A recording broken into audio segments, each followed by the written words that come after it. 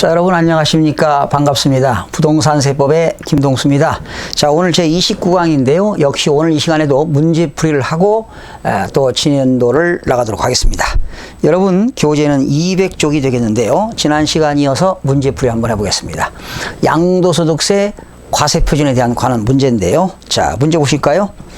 소득세법상 양도소득세에 관한 설명이다. 틀린 것. 국내 소재 부동산을 양도할 경우다. 22회 출제 문제입니다. 자, 양도소득세 과세표준은 종합소득 및 퇴직소득에 대한 과표와 구분하여 계산한다. 여러분, 양도소득세 과세표준과 종합소득세 과세표준과 퇴직소득의 과세표준은 별개입니다. 여러분, 종합소득에는 이자소득, 배당소득, 사업소득, 근로소득, 연금소득, 기타소득이죠. 그게 종합소득이고, 또 종합소득은 종합과세하고요. 퇴직소득과 양도소득은 종합소득에 합산하지 않고 별개로 과세하는 분류과세가 되겠습니다. 맞습니다. 2번. 양도차익 계산 시 증여에 의하여 취득한 토지, 증여에 의하여 토지를 취득한 경우는 증여를 받은 날이 취득식이다. 그렇죠. 증여받을 때 증여시는 취득세는 언제가 취득식이냐면요. 증여계약일입니다.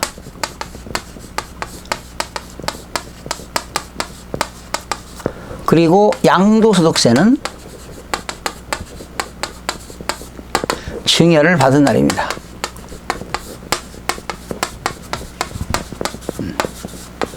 이렇게 달라져요. 양도소득세는 증여를 받은 날을 취득시기로 한다. 3번. 양도소득세의 총수익 금액은 당연히 양도가액이 되겠죠. 양도한 금액을 수입하는 거니까 총수익 금액은 양도가액으로 한다. 맞습니다. 4번. 양도차익에 따른 양도차익은 양도가액에서 장기보유 특별공제를 공제한다. 틀렸죠?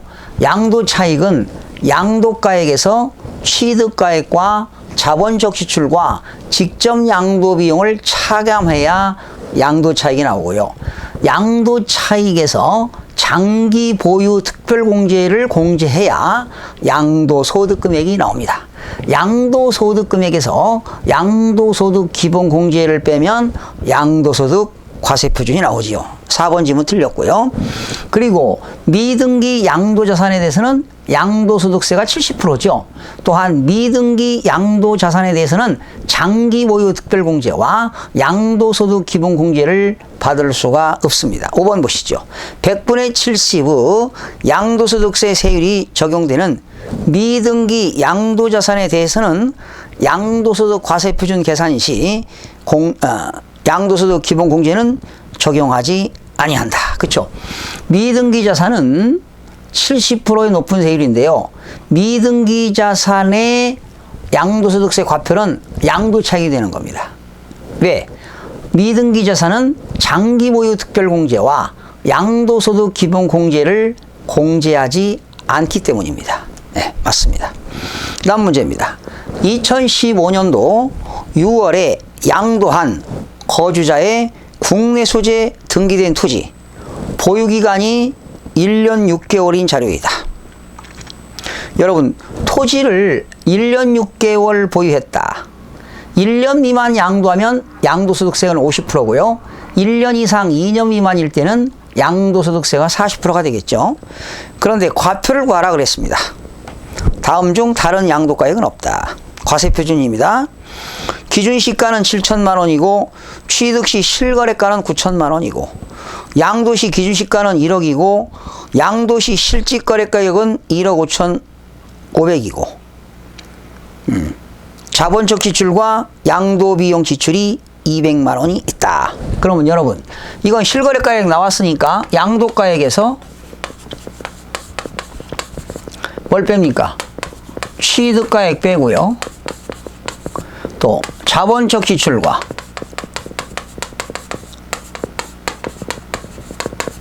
직접 양도비용을 빼게 되면 양도차익이 나오죠. 그러면 양도가액이 얼마입니까? 1억 2,500. 취득가액이 얼마입니까? 9천만 원. 그리고 자본적 지출과 양도 비용은 얼마입니까? 200만 원.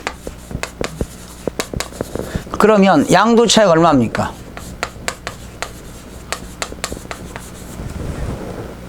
양도 차익은 9천만 원 빼니까 3,300인가요? 자, 여기서 장기 보유 특별공제를 빼야 되겠죠. 근데 없습니다. 여기서 양도소득 기본공제 250만 원 빼야 되겠죠. 그러면 3,050만 원이 과표가 되겠네요. 그렇죠? 양도 차익에서 장기 보유 특별공제 빼면 양도소득 금액인데 여기는 장기 보유 특별공제가 없습니다. 양도소득 기본공제에 250만 원만 빼게 되면 3,050만 원이 과표가 되겠습니다. 정답은 3번이 되겠네요. 그 다음 문제입니다.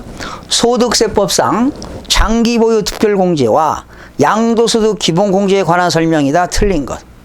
단 거주자의 국내 소재 부동산을 양도한 경우다 그랬습니다.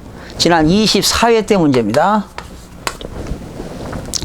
보유기간이 3년 이상인 토지와 건물 가로 열고 미등기 자산과 비사업용 토지는 제외한다에 줄쳐봐요. 한정하여 장기 보유를 적용한다. 여러분, 장기 보유 특별공제는 등기된 토지와 건물과 조합원 입주권에 한해서만 혜택이 있습니다.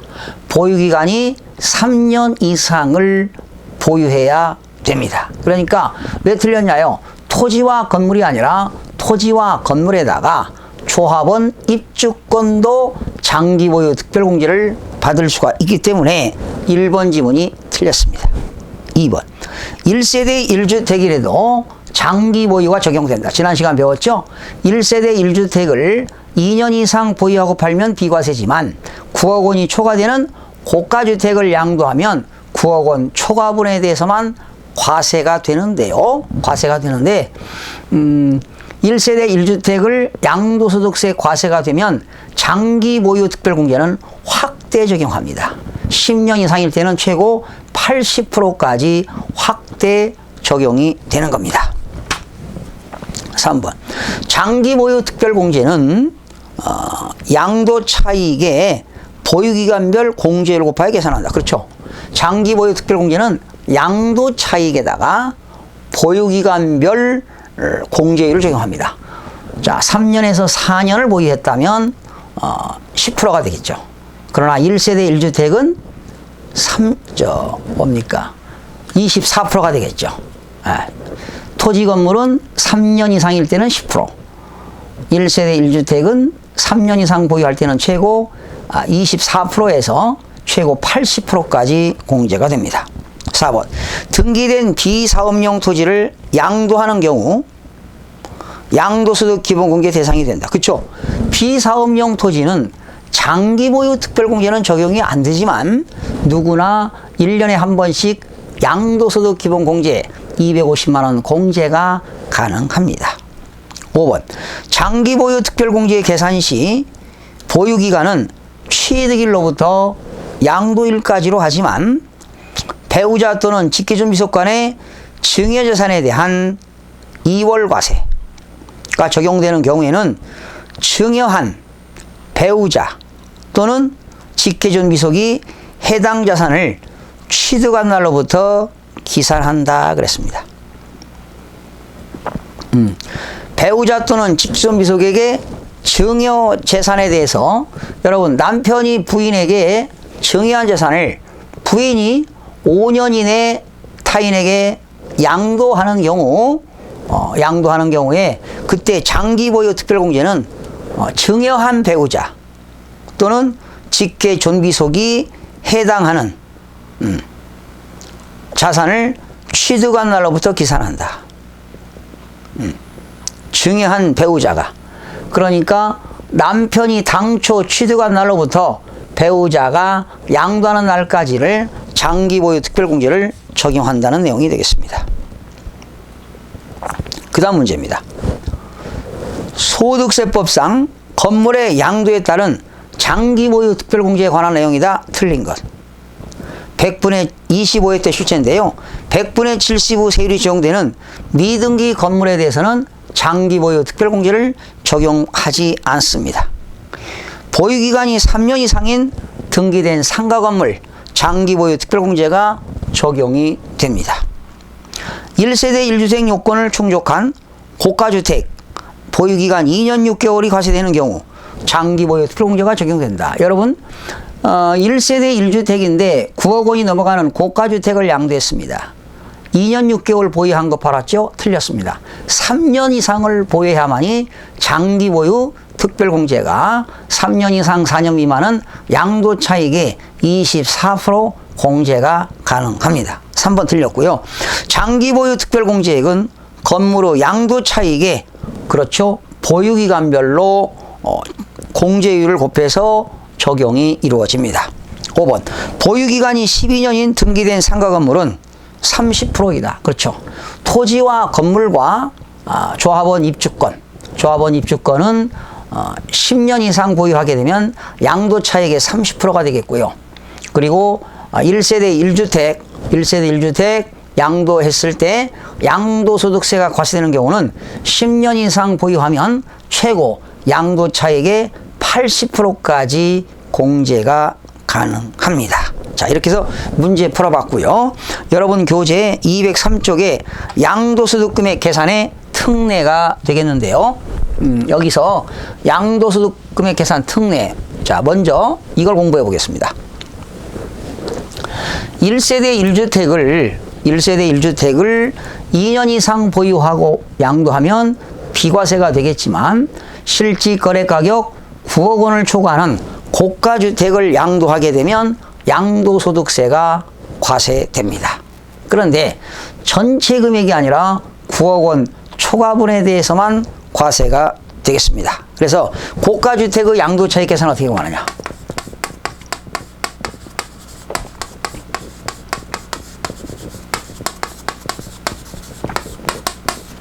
고가주택의 양도차익 계산은 일반적인 경우의 양도차익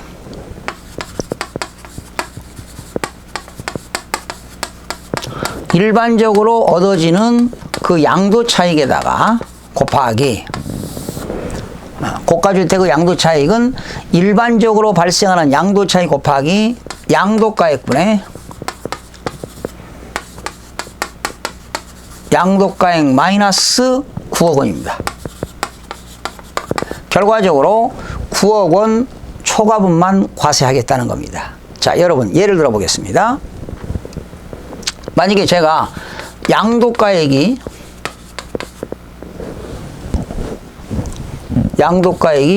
12억이고요.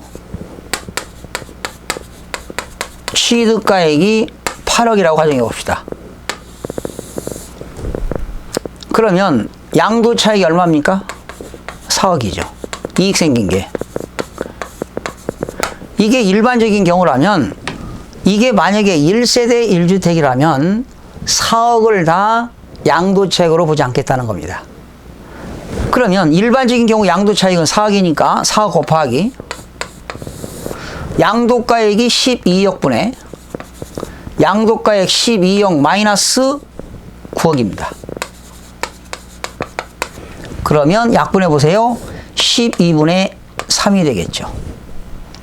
그러면 약분하면 얼마입니까? 4분의 1이 되겠죠. 그럼 얼마입니까? 1억이 되겠습니다. 1억. 정답은 1억입니다. 그러니까 일반적인 경우는 진짜로 내가 8억에 샀어요. 그런데 12억에 팔았죠. 그러면 4억 이익 생겼잖아요. 이걸 가지고 세금을 계산하는 게 아니라는 거죠. 만약에 1세대 2주택이라면 당연히 이걸로 내야 되겠지만 1세대 1주택일 때는 4억을 가지고 계산하는 게 아니라 안분 계산해서 9억 원 초과분에 대해서만 과세하니까 일반적인 경우에 양도차익을 가지고 9억 원 초과분에 대해서 다시 계산합니다. 그러니까 1세대 1주택 고가주택의 양도차익은 일반적인 경우에 양도 차익 곱하기 양도가액분의 양도가액 마이너스 9억 원. 계산해 보세요. 4억 곱하기 12분의 12억 마이너스 9억이니까 약분해 보세요. 12분의 3, 약분하면 4분의 1. 그래서 고가주택의 양도 차익은 4억이 아니라 1억이 된다는 것이 되겠습니다. 자, 그런 내용이 되겠고요. 그래서 공식 나왔잖아요. 가로 열고 양도가액 마이너스 필요경비. 여러분, 양도가액에서 필요경비를 빼면 뭐가 나오죠? 양도차익 곱하기 양도가액분의 양도가액 마이너스 9억이 되겠습니다. 두 번째, 부담부 증여에 의한 세액계산입니다. 여러분, 부담부 증여라고 하는 것은 증여자의 채무를 수중자가 인수하는 조건으로 증여하는 것을 부담부 증여라고 합니다. 이 부담부 증여는 양도에 해당하겠죠. 그런데 만약에 남편이 부인에게 그 부담부 증여했다면 일반적으로 부담부 증여 인정하지 않고 다 증여로 추정하게 됩니다. 또 직계준비석이니까 아버지가 아들에게 부담부 증여하는 것도 일반적으로는 다 뭘로 본다? 증여로 추정한다는 것 알아두시면 되겠고요. 계산 문제 공식 나와 있는데요. 이거는 그렇게 출제 빈도가 높지 않기 때문에 생략하도록 하겠습니다. 자, 넘겨서 양도소득 필요경비 계산 특례를 공부하겠습니다. 별표샷에 아주 중요합니다.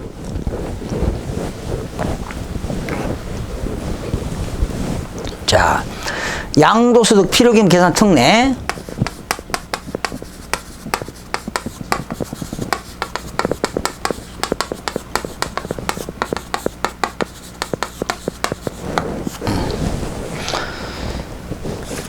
자, 이걸 공부하겠는데요.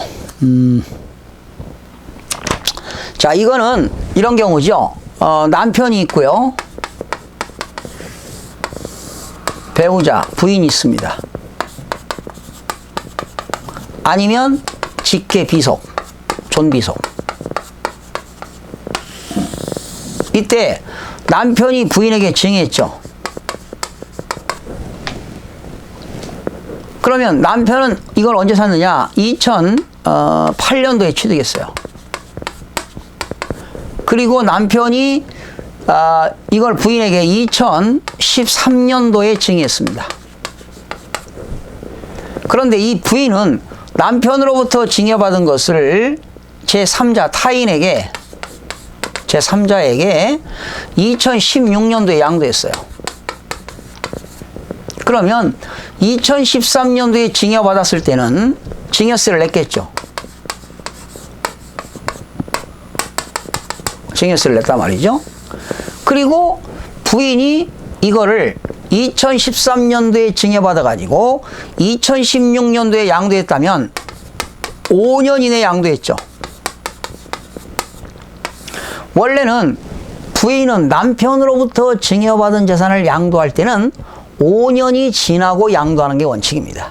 그런데 이렇게 5년 이내에 양도하게 되면은 양도로 보지, 얘가 양도소득세를 내야 되는데 마치 남편이 양도하는 것으로 보아서 양도소득세를 계산합니다. 그러니까 이때 양도가액하고 이때 남편이 취득한 취득가액을 가지고 양도소득을 계산한다는 거죠. 그러니까 너는 남편으로부터 증여받은 것은 이 당시에 가격이 쌌어요.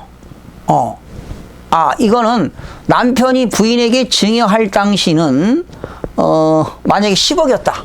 근데 얘가 11억에 팔았다면 양도 차이 얼마 안 생기잖아요. 그러니까 너는 양도소득세를 부당하게 감소시킬 목적으로 부인한테 증여한 거 아니냐. 이랬을 때 부인은 남편으로부터 증여받은 재산을 5년 이내에 양도하게 되면은 남편이 양도하는 것처럼 보아서 이때 남편이 취득가액과 부인이 양도한 양도가액을 계산해서 양도차익을 계산하니까 세금 부담이 커진다는 겁니다. 자, 이때 부인이 냈던 이 증여세는 필요경비로 공제해 줍니다. 부인했던 증여세는 필요경비로 공제해 주는데요. 그러니까 결과적으로 부인이 5년 이내 양도하게 되면 남편이 양도하는 것으로 보아서 바로 이것을 뭐 하겠다는 거예요? 2월 과세하겠다는 거. 2월 시켜서 과세하겠다. 2월. 부인이 양도한 것이 아니라 남편이 양도하는 것으로 보아서 과세하겠다. 이때 적용 대상 자산은 뭐냐? 이때 남편이 부인에게 증여한 자산에 대해서는 어떤 것만 적용하느냐? 토지, 건물, 그리고 특정 시설물 이용권에 한한다. 이용권에 한합니다. 토지와 건물과 그리고 특정 시설물의 이용권에 한한다. 그리고 이때 얘는 증여자지요. 얘는 받은 사람이니까 수증자지요. 이 증여자와 수증자의 관계는 누구냐? 배우자 또는 직계 존비속만 해당이 되겠습니다. 그리고 수증일로부터 양도일까지 기간은 어떻게 될까? 증여 후 몇 년 이내 팔아야 됩니까? 5년 이내 양도하는 경우만 해당이 됩니다. 그리고 네 번째, 양도소득세 납세 의무자는 누구냐? 수증받은, 얘가 양도했으니까 얘가 양도소득세를 내는 거죠. 수증자가 내는 겁니다. 수증자가 양도했기 때문에 양도소득세를 얘가 내는데, 남편이 옛날에 취득한 날로부터 양도일까지 양도차익을 계산하겠다라는 것입니다. 그러면 이때 수증자는 자기가 냈던 증여세는 필요경비로 공제하고, 양도소득세 납세 의무자는 누구다? 수증자가 양도소득세 납세 의무자가 된다는 것입니다. 남편은 연대 납세 의무가 없습니다. 남편은 연대 납세 의무가 없다는 것을 꼭 기억하시기 바랍니다. 다섯 번째, 취득가액은 어떻게 되느냐? 취득 당시 기준으로 합니다. 남편이 취득 당시 기준, 이게 취득가액입니다. 부인이 증여받을 때 취득가액이 아니라 증여한 남편의 취득 당시 가액으로 취득 당시를 기준으로 계산한다. 또한 여섯 번째, 장기 보유 특별공제와 세율은 어떻게 될까? 증여한 배우자 또는 직계존비속의 취득일로부터 양도일까지입니다. 즉 증여자가 취득한 날로부터 계산합니다. 장기 보유 특별공제도 증여자가 취득한 날로부터 2008년부터 2016년도 요 사이를 장기 보유 특별공제 혜택이 주어진다는 것입니다. 그러나 부인이 냈던 증여세는 필요경비로 공제합니다. 7번째, 기납부한 증여세입니다. 그죠? 부인이 납부한 증여세는 필요경비로 공제해 줍니다. 8번, 조세부담의 부당한 감소 여부. 조세부담의 부당한 감소 여부가 없어도 적용합니다. 조세부담 감소 여부가 없어도 무조건 2월 과세하겠다. 부인이 5년 이내 양도한 것은 남편이 양도하는 것으로 보아서 취득가액은 2008년도, 양도가액은 2016년도 양도차익으로 계산하고, 부인이 했던 증여세는 필요경비로 공제를 하겠다는 내용이 되겠습니다. 다음 시간 계속 이어서 부당행위 계산 부인부터 또 학습하는 시간을 갖도록 하겠습니다. 여러분 다음 시간에 뵙겠습니다.